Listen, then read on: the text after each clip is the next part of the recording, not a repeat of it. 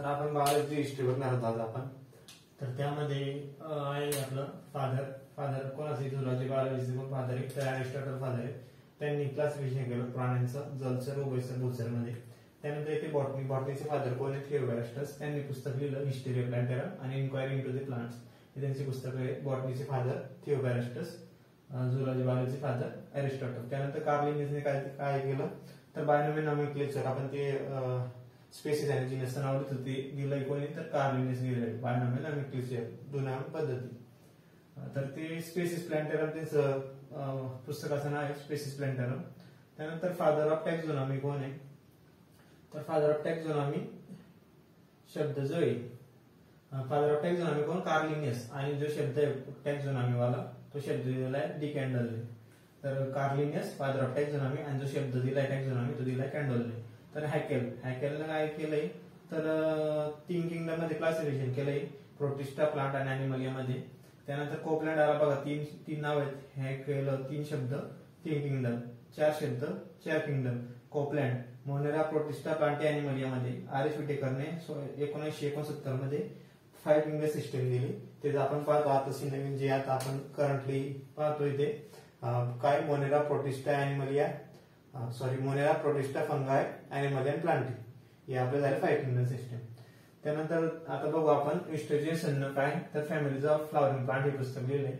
त्यानंतर आता हे बघा आपण इथं बघितलंय आपलं ह्युमनचं क्लासिफिकेशन कसं करतात नॉमेनक्लेचर मध्ये. तर हे बघा किंगडम डिव्हिजन फायलम कशासाठी तर अॅनिमल्स साठी आणि डिव्हिजन कशासाठी तर प्लांट साठी. त्यानंतर येतो क्लास नंतर ऑर्डर नंतर फॅमिली जीनस अँड स्पेसिस. तर कार्ल लिन्नेसने दिलंय क्लास आणि ऑर्डर, फॅमिली जीनस आणि स्पेसिस दिलंय जॉन रेने दिलंय. तर जीनसला काय म्हणतो प्रजाती म्हणतो आणि स्पेसिसला म्हणून आपण जात म्हणतो. तर किंगडम आपलं ह्युमन्सचं काय किंगडम तर अॅनिमल आहे.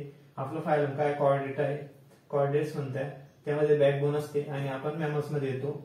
त्यांना हेअर आणि मिल्क ग्लँड असतात त्यांना मॅमल्स म्हणतो. त्यानंतर आपले ऑर्डर हे प्रिमेट्स. त्यानंतर फॅमिली होमिनिडी आणि जे जीनस आहे ते आपले होमो आहे आणि जे स्पेसिस ते सेपियन्स आहे. म्हणजे आपलं जीनस स्पेसिस आपण लिहित असतो होमोसेपियन्स आपण लिहित असतो.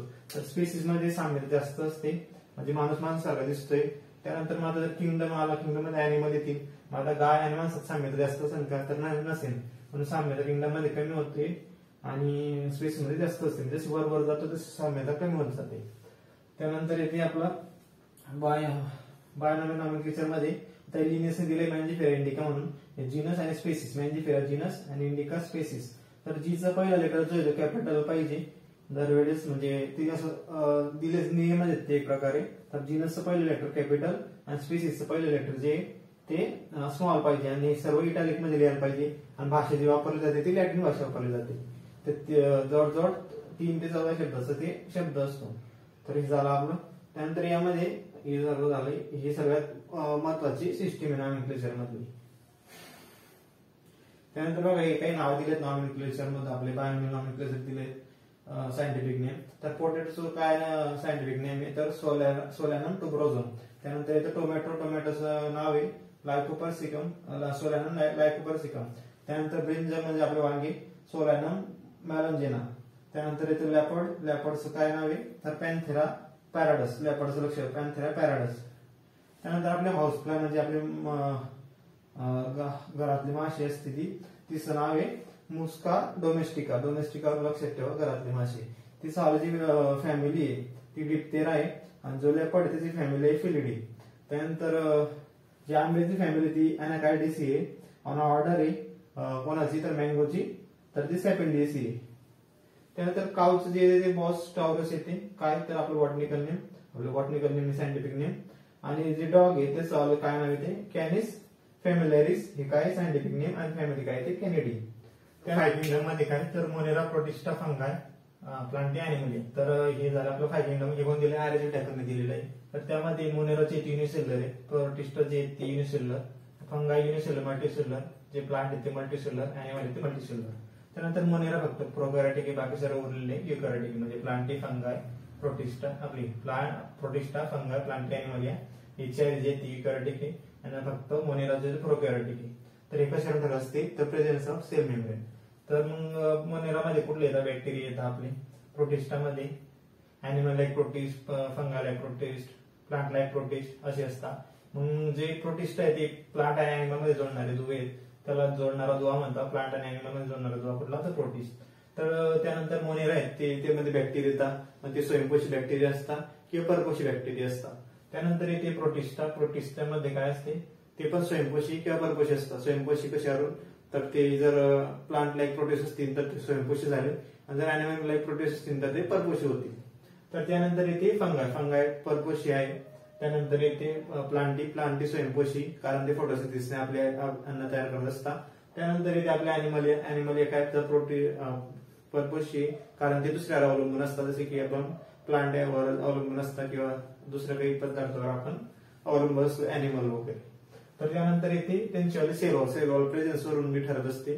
तर मग त्याच्यावरून जर प्रेझेंट आहे तर ते कुठल्या किंगडम मध्ये कुठल्या किंगडम मध्ये नाहीये. तर प्लांट किंगडम मध्ये आहे, अॅनिमल मध्ये नाहीये. बाकी तिघांमध्ये पण आहे, फंगाय, प्रोटिस्ट, अॅनिमल मध्ये आहे. आणि अजून परत जे प्रोटिस्ट आहे त्यामध्ये आहे किंवा नाही याच्यावर फरक पडत असतो. कारण जर अॅनिमल लाईक प्रोटिस्ट असतील तर त्यामध्ये सेल वॉल नसेल आणि जर प्लांट लाईक प्रोटिस्ट असतील तर त्यामध्ये सेल वॉल असेल. तर कसं मग तर मोनेरामध्ये सेल वॉल आहे ती कशी बनलेली म्युरॅमिक ऍसिडने. प्रोटिस्टामध्ये असेल किंवा नसेल कारण प्लांट लाईक किंवा अॅनिमल लाईक यामुळे त्याच्यात फरक पडतो. फंगायची सेल वॉल आहे त्याला कशाने बनलेली तर ती कायटिनने बनलेली आहे. म्हणजे मोनेराची सेल वॉल ती म्युरॅमिक ऍसिडने तिला सजून पेप्टिडोग्लायकॉनने बनलेली असते. त्यानंतर जी प्लांटची सेल वॉल ती सेल्युलोजने बनलेली असते आणि अॅनिमल मध्ये सेल वॉल नसते. तर त्यानंतर कार्बोजने काय केलं तर 3 डोमेन सिस्टीम दिली. तर 3 डोमेन सिस्टीम दिली त्याने 1996 च्या आसपास. तर त्यामध्ये बॅक्टेरिया, आर्की आणि युकॅरिया. तर बॅक्टेरियाचे 2 प्रकार केले, बॅक्टेरिया आणि आर्की बॅक्टेरिया. तर बॅक्टेरियामध्ये खरे बॅक्टेरिया असतात ती जे त्यांना सेल मेम्ब्रेन असते पेप्टिडोग्लायकॉनने बनलेली. आणि आर्की बॅक्टेरिया जे असतात त्यामध्ये सेल मेम्ब्रेन नसते. तर ते प्रोकॅरियोटिक असतात बऱ्यापैकी आणि त्यामध्ये ते असे एक्स्ट्रीम एन्व्हायरमेंट मध्ये सर्व्हाइव्ह करत असतात. जसे की हॅलोफिल्स, थर्मोफिल्स, ऍसिडोफिल्स असे लेवलचे असतात. त्यानंतर युकॅरिया असतात त्यामध्ये त्यांनी कार्बोजने 4 किंगडम घेतले. ते कुठले तर प्रोटिस्टा, अॅनिमलिया, फंगाय, प्लांटी हे झाले आपले युकॅरियामध्ये. त्यानंतर ते पीवायक्यू बघा. पीवायक्यू मध्ये अमिबा विचारला होता. अमिबा काय तर युनिसेल्युलर आहे पण तो सजीव आहे परंतु प्राणी नाही. सजीव आहे पण प्राणी नाही. त्यानंतर all prokaryotics are unicellular but all unicellulars are not prokaryotics. तर इथं बघा मोनेरामध्ये युनिसेल्युलर आहेत तर प्रोकॅरियोटिक्स काय तर युनिसेल्युलर आहेत. तर बघा प्रोकॅरियोटिक्स युनिसेल्युलर आहेत. सर्व prokaryotic unicellular but all unicellular are not prokaryotics. म्हणजे बघा प्रोकॅरियोटिक्स मध्ये युनिसेल्युलर आहेत. आपण सर्व जे युनिसेल्युलर आहेत ते प्रोकॅरियोटिक मध्ये येत नसतात. म्हणून ही स्टेटमेंट अशी तुम्हाला येऊ शकते. तर हे झालं आपल्याला 5 किंगडम मधलं क्लासिफिकेशन. थँक्यू.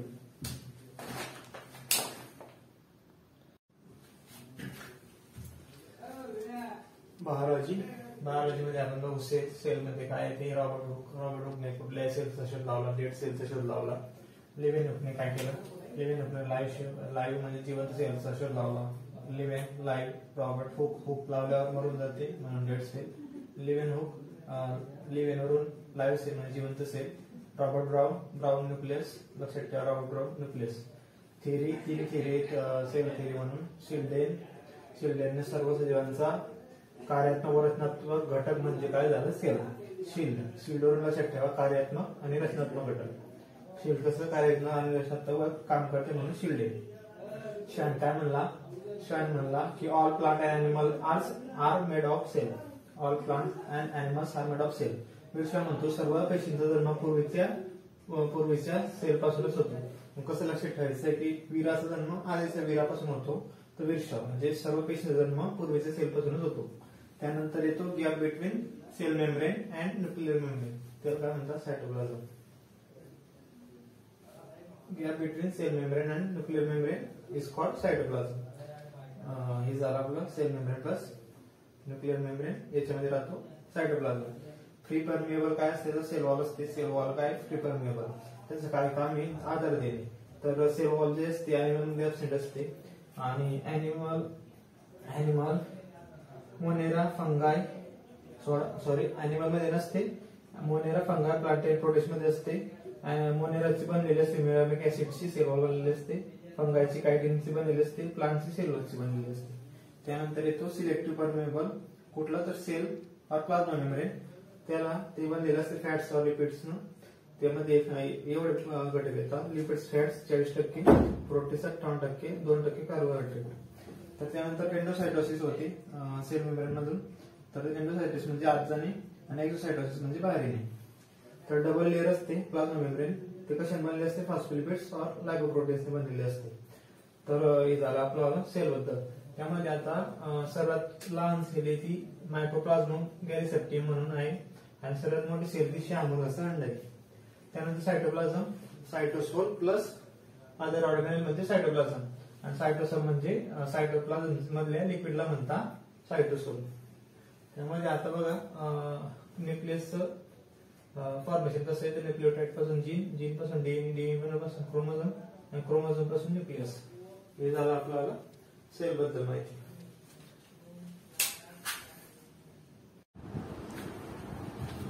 तर सेल मधले आता आपण ऑर्गॅनिल बघू. तर त्यामध्ये इंडोप्लाझमिक रेटिक्युलम आहे. त्याचं काय काम आहे? टाकाऊ पदार्थांची विल्हेवाट लावणे. त्यामध्ये दोन प्रकार आहेत: एक रफ एंडोप्लाझमिक रेटिक्युलम आणि एक स्मूथ एंडोप्लाझमिक रेटिक्युलम. रफ कुठले असते? तर ते ज्या आवरणावर रायबोझोम असतात ते असते रफ एंडोप्लाझमिक रेटिक्युलम. त्यामध्ये त्याचं काम काय? Protein synthesis. आणि ज्यावर रायबोझोम नसतात ते आहे स्मूथ एंडोप्लाझमिक रेटिक्युलम. त्याचं काम काय? फॅट आणि लिपिड सिंथेसिस. त्यानंतर येतो आपला गॉल्गी ॲपरेटस. गॉल्गी ॲपरेटसला काय म्हणतात? Chemical factory of cell. त्याचं काम काय? तर प्रोटीनचा हार्मोन आणि एन्झाइम मध्ये कन्वर्ट करणं. त्याचं काम आहे फॉर्मेशन ऑफ व्हॅक्यूल आणि पॅकेजिंग ऑफ प्रोटीन. प्रोटीनचा हार्मोन आणि एन्झाइम मध्ये रूपांतर, फॉर्मेशन ऑफ व्हॅक्यूल आणि पॅकेजिंग ऑफ प्रोटीन काय कोणाचं? गॉल्गी ॲपरेटस म्हणून त्याला म्हणतात केमिकल फॅक्टरी ऑफ सेल. त्यानंतर येते लायसोझोम. लायसोझोमला काय म्हणतो आपण? लैकारिका. ते कशाने बनते? तर रफ एंडोप्लाझमिक रेटिक्युलमने बनते. ते विषारी पदार्थांना उद्ध्वस्त करण्याचं काम करत असते. विषारी पदार्थांना उद्ध्वस्त करणे. त्याच्यामध्ये डायजेस्टिव्ह एन्झाइम असतात. ते हायड्रोलायटिक असतात. त्यामध्ये एक डझन भर असतात ते जवळजवळ. आणि ते सस्तन प्राण्यांमध्ये आरबीसी मध्ये अबसेंट असतात. सस्तन प्राणी आहेत त्यांच्या आरबीसी मध्ये ते अबसेंट असतात. कुठले? तर लायसोझोम. तर त्यांचं ते हायड्रोलायसिस करतात म्हणून त्यांना सुसाइड बॅग पण म्हणतात. सुसाइड बॅग, आत्मघाती पिशव्या पण म्हणतात. तर त्यामध्ये आता आपण बघू पुढे. तर 2 नंबर आहे मायटोकॉन्ड्रिया. मायटोकॉन्ड्रियाचं काम काय? ते एरोबिक रेस्पिरेशन. त्यामध्ये ते अबसेंट असतात आरबीसी मध्ये. आरबीसी मध्ये उपस्थित राहिलं तर ते काय? ऑक्सिजनचा वापर करून घेते म्हणून त्या आरबीसी मध्ये अबसेंट असतं मायटोकॉन्ड्रिया. त्यांचं काम म्हणजे एरोबिक रेस्पिरेशन. आरबीसी ऑक्सिजन वाहून नेण्याचं काम करतो. तर मायटोकॉन्ड्रिया आरबीसी मध्ये असला तर ते तो ऑक्सिजन वापरून घेते आणि आपलं बॉडी पूर्ण असते. तर ते पॉवर हाऊस ऑफ सेल आहे. कारण रेस्पिरेशन इथंच होत असते. एनर्जी तयार होते मायटोकॉन्ड्रियामध्ये. तर डीएनए आउटसाइड द न्यूक्लियस कुठं असतो? तर मायटोकॉन्ड्रियामध्ये असतो म्हणून त्याला एक्स्ट्रा क्रोमोझोम डीएनए म्हणतात.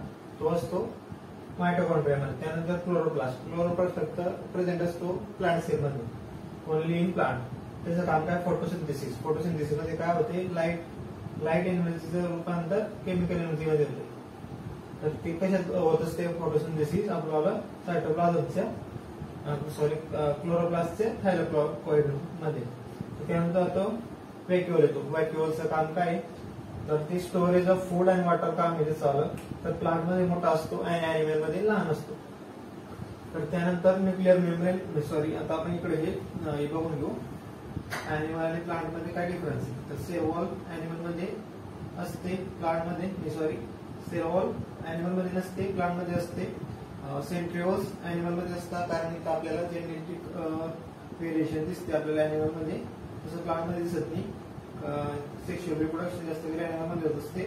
तर सेंट्रिओल्स अॅनिमल मध्ये प्रेझेंट असतात, प्लांट मध्ये नसतात. ऑर्गॅनेल्स जास्त असतात अॅनिमल मध्ये प्लांटचे कम्पॅरेटिव्हली. व्हॅक्यूल लहान असतो प्लांट पेक्षा अॅनिमलचा. आणि क्लोरोप्लास्ट जो आहे तो अॅनिमल मध्ये जास्त प्लांट मध्ये प्रेझेंट असतो. त्यानंतर न्यूक्लिअर मेम्ब्रेन वरून आपले सेलचे टाईप पडत असतात, युकॅरियोटिक आणि प्रोकॅरियोटिक. त्यामध्ये युकॅरियोटिक काय? तर आपल्याला 4 किंगडम कुठले आहेत? मोनेरा सोडून फंगाय, प्रोटिस्टा, अॅनिमलिया, प्लांटी हे कुठले झाले आपले? युकॅरियोटिक. त्यामध्ये सेल मेम्ब्रेन प्रेझेंट असते आणि cell membrane nuclear membrane present असते. तर त्याच्यावरून आपले युकॅरियोटिक पडतात. आणि ते मध्ये 2 येतात, एक युनिसेल्युलर एक मल्टीसेल्युलर. मल्टीसेल्युलर कशावरून? तर फंगाय मल्टीसेल्युलर प्लस युनिसेल्युलर आहे. त्यानंतर प्लांट आणि अॅनिमल मल्टीसेल्युलर आहेत आणि आपला प्रोटिस्टा युनिसेल्युलर आहे. तर त्यानंतर येते आपल्यावाले ज्यामध्ये अपसेट असते ते झाले आपल्यावाले प्रोकॅरियोटिक. प्रोकॅरियोटिक मध्ये कोणातून मोनेरा बॅक्टेरिया वाले ते येत असतात. युकॅरियोटिक मध्ये डीएनए प्लस हिस्टोन लघु प्रथिने प्रेझेंट असतात. त्यामध्ये जे अमिनो ऍसिड्स आहेत, अमिनो ऍसिड मध्ये युकॅरियोट्स मध्ये अर्जिनाइन आणि लायसिन अर्ज केला आहे त्यांनी लायसिनसाठी, ते जास्त असतात. आणि ट्रिप्टोफॅन म्हणजे पॅन्थेसॉल्स अभाव दिसतोय, तर ट्रिप्टोफॅनचा अभाव असतो युकॅरियोटिक मध्ये.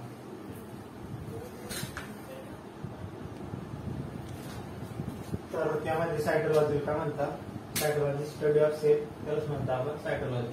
तर लॉंगेस्ट सेल कुठली, तर नर्व सेल आहे, त्यामध्ये न्यूरॉन ही सर्वात लांब सेल आहे.